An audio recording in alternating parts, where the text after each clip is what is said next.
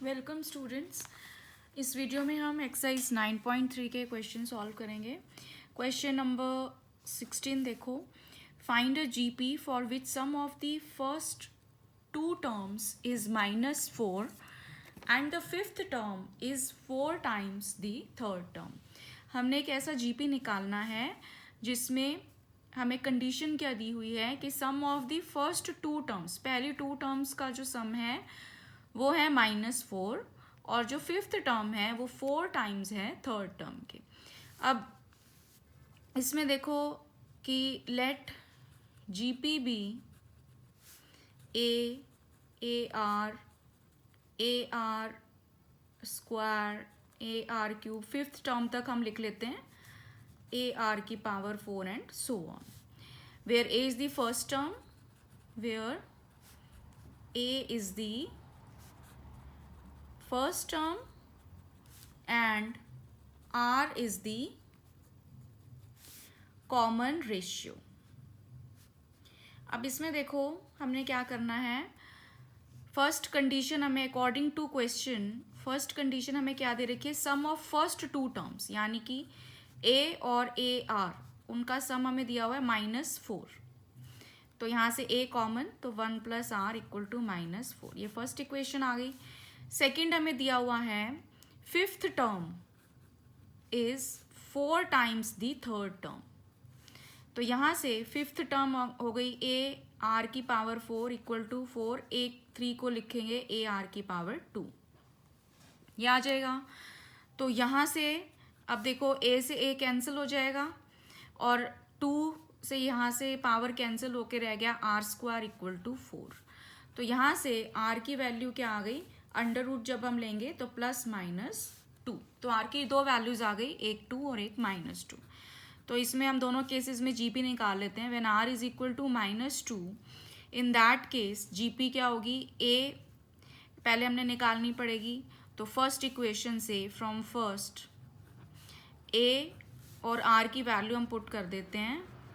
तो यहाँ से हमारे पास 1 में से 2 गया, -a = -4, तो a की वैल्यू आ गई 4। तो जीपी क्या बना, यहाँ पर फर्स्ट वैल्यू हमने 4 डालनी है, फिर a × r यानी कि 4 × -2, फिर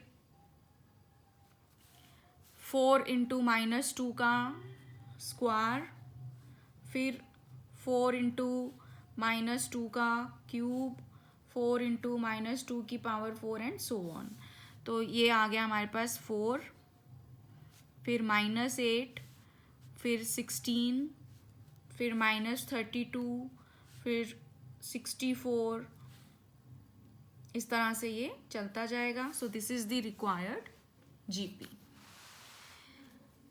अब दूसरा, when r = 2, in that case अब फिर से हम a की वैल्यू निकालते हैं। तो फ्रॉम फर्स्ट a × 1 + 2 = -4, तो यहाँ से 3a की वैल्यू आ गई -4, तो a की वैल्यू यहाँ से कितनी आ जाती है, -4/3।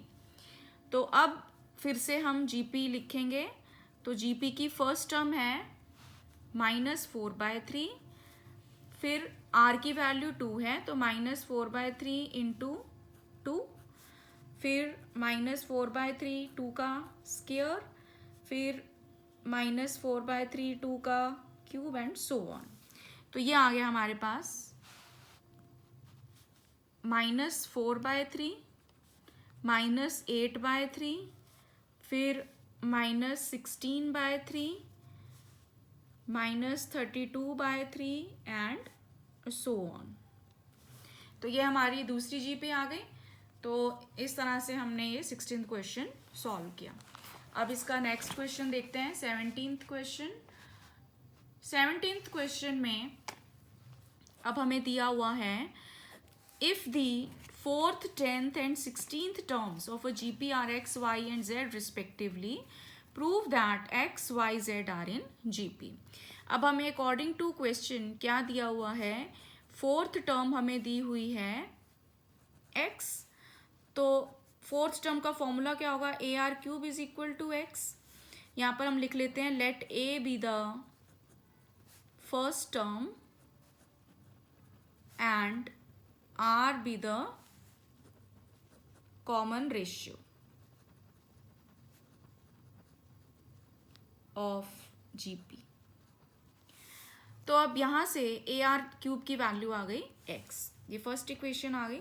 सेकंड हमें दे रखा है 10th टर्म, उसकी वैल्यू दे रखी है y, तो यहाँ से ए आर की पावर 9 आ गया y। और तीसरा हमें A16 दे रखा है z, तो यहाँ से ए आर की पावर 15 आ गया z। ये 3 आ गया हमारे पास। अब हमने शो करना है कि एक्स वाई जेड जीपी में है।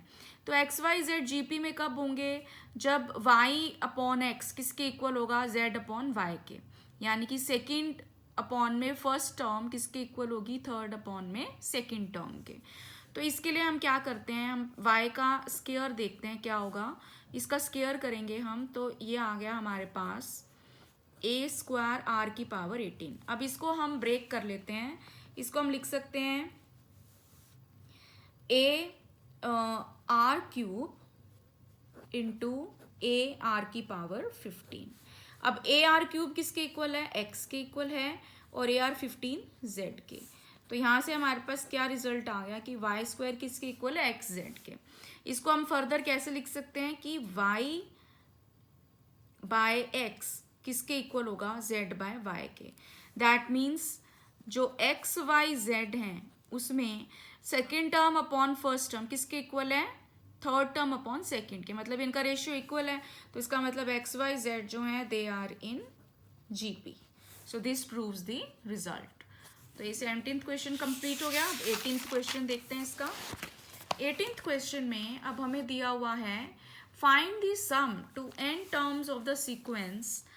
ये सीक्वेंस हमें दे रखी है 8, 88, 888, 4 times 8 एंड सो ऑन। तो इसमें अब देखो, अब ये हम देखें अगर इसको, तो ये जीपी में नहीं है। 88/8 हो गया 11, 888/88 आप इसको कैंसिल करोगे तो 111/11 बनेगा, तो ये जीपी हमारा नहीं बन रहा। तो पहले हम इसको जीपी में कन्वर्ट करते हैं। तो इसके लिए हम क्या करेंगे, जो ये हमें सीक्वेंस दे रखी है, ये सीक्वेंस हमें दी हुई है, इसमें से हम जो है 8 कॉमन निकाल लेते हैं। अंदर रह जाएगा हमारे पास 1, 11, 111, 4 times 1 एंड सो ऑन। अब हम इसको 9 से मल्टीप्लाई और डिवाइड कर देते हैं, तो ये आ जाएगा 8/9। अंदर 9 से मल्टीप्लाई कर दो तो 9 हर एक टर्म को, 99, 999, फिर 4 times 9 एंड सो ऑन। अब ये जो अंदर वाली टर्म्स हैं, जैसे 9 है उसको आप लिख सकते हो 10 - 1, 99 को हम लिख सकते हैं 100 - 1, 999 को हम लिख सकते हैं 1000 - 1 एंड सो ऑन। अब हमने क्या करना है, नेक्स्ट स्टेप में जो ये 10, 100, 1000 है, ये वाली टर्म्स हम इकट्ठा लिख लेते हैं। तो ये इसको हम ब्रेक कर लेते हैं, तो ये आ जाएगा 10, फिर नेक्स्ट टर्म 100, फिर 1000, फिर इसी तरह से ये जो 4 times 9 है इसके लिए 4 times 0 आ जाएंगे।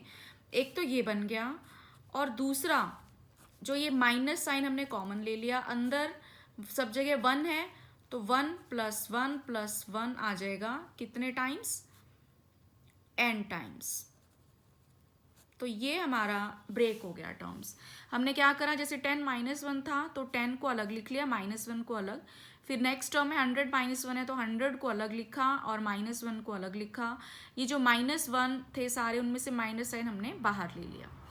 अब हमने क्या करना है, अब ये जीपी हमारा तैयार हो गया, दिस इज अ जीपी, और इसमें हमारा कॉमन रेशियो क्या है 10। तो इसका सम हम कैसे लिखेंगे, जो हमारा एसएन का फॉर्मूला होता है वो क्या होता है, फर्स्ट टर्म 10 है और आर की वैल्यू कितनी है इसमें, 100/10 10 है, तो आर की पावर n -1 अपॉन r -1। ये तो हमारा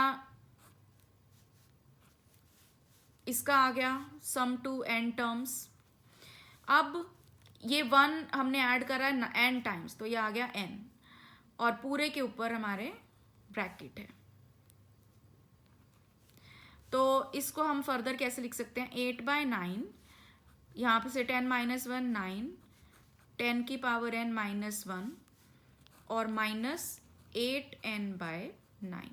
इस 8/9 को हमने दोनों से मल्टीप्लाई कर दिया। So this is the required answer. ये आ गया हमारा सम टू n टर्म्स। ये Sn यहाँ पर हम लिखेंगे, ये हमारा Sn है। तो दिस कंप्लीट्स 18th क्वेश्चन। अब 19th देखो। 19th में अब हमें दिया हुआ है find the sum of the product of the corresponding term of the sequences. अब हमें 2 सीक्वेंसेस दे रखी हैं, हमने इनकी सम निकालना है। सम किसका निकालना है, पहले हमने इनकी कॉरस्पॉन्डिंग टर्म्स को मल्टीप्लाई करना है। तो हमारे पास जो जीपी है वो क्या बनेगा, 2 को मल्टीप्लाई करेंगे 128 से, 4 को 32 से, 8 को 8 से, 16 को 2 से और 32 को 1/2 से। तो ये हमारे पास आ गया 256। नेक्स्ट टर्म आ जाएगी 128, फिर 64, फिर 32, फिर 16। तो ये रिक्वायर्ड जीपी है, यहाँ पे हमने इसका सम निकालना है। तो ए की वैल्यू 256 है और आर की वैल्यू कितनी होगी, 128/256 यानी कि 1/2। और कितनी टर्म्स हैं इसमें, n = 5। तो हमारे पास हमने सम निकालना है, तो S5 हम निकालेंगे Sn। तो वो फॉर्मूला लगाएंगे हम, इस पे a है हमारे पास 256 और 1 - r की पावर n अपॉन 1 - r। तो इसको हम सॉल्व कर लेंगे, तो ये आ जाएगा n की वैल्यू हमारे पास 5 है, तो यहाँ 5 लिखेंगे हम। तो ये आ गया हमारे पास 1 - 1/32 अपॉन 1/2 और बाहर है 256। इसको हम फर्दर सॉल्व कर लेते हैं। तो ये वैल्यू आ जाएगी 256 और 32 - 1 अपॉन 32 और ये जो 2 है ये ऊपर चले जाएगा। तो ये आ गया हमारे पास, इसको सबको काट देंगे तो ये आ जाएगा 16 × 31। आप इसको मल्टीप्लाई करोगे तो ये आ जाएगा 496। तो this is the required answer. ये 19th क्वेश्चन था। अब इसका 20th क्वेश्चन हम देखेंगे। 20th क्वेश्चन में अब देखिए, 20th में हमें दे रखा है show that the product of the corresponding terms of the sequences AR square AR की पावर n -1 और दूसरा है capital AR square and AR की power n -1 form a GP and find the common ratio. अब इसमें देखो, पहले तो हमने शो करना है कि वो GP बनाएगा। तो हमारे पास जो सीक्वेंस आएगी वो हमारे पास क्या आएगी, इनको मल्टीप्लाई करना है। इसमें भी हमने कॉरस्पॉन्डिंग टर्म्स को, तो A को मल्टीप्लाई करेंगे इसकी फर्स्ट टर्म से, A हो गया, फिर AR, फिर AR square capital AR square और कहाँ तक चलेगा ये ARn -1 capital A capital Rn -1 तक। तो अब हमने इसको शो करना है कि ये GP है। तो GP के लिए हम क्या शो करेंगे, पहले हम सेकंड टर्म और फर्स्ट टर्म का रेशियो निकालते हैं, वो देखते हैं क्या आएगा। तो वो आएगा AR अपॉन AA, तो ये कट जाएगा तो आ गया RR। इसी तरह से हम third term upon second term देखते हैं, इसका रेशियो अब देखते हैं हम, वो इक्वल होना चाहिए तो वो GP आ जाएगा। तो थर्ड टर्म है AR स्क्वायर और सेकंड टर्म है AR। तो यहाँ भी ये A कैंसिल हो जाएगा, R से R कैंसिल हो जाएगा, तो फिर से आ गया RR। So we are getting the same ratio. तो इसका मतलब जो है क्या आया कि second term upon first term is equal to third term upon second term. ये रेशियो सेम आ रहा है, तो यहाँ से हमारे पास क्या आ गया कि this implies this is a GP, geometric progression. और इसका कॉमन रेशियो कितना आया हमारे पास, जो इसका रेशियो आया है उसकी वैल्यू कितनी आई है, R R. So this is the common ratio. So this completes 20th question. So if you find this video useful, please subscribe my channel and like and share this video. Thank you.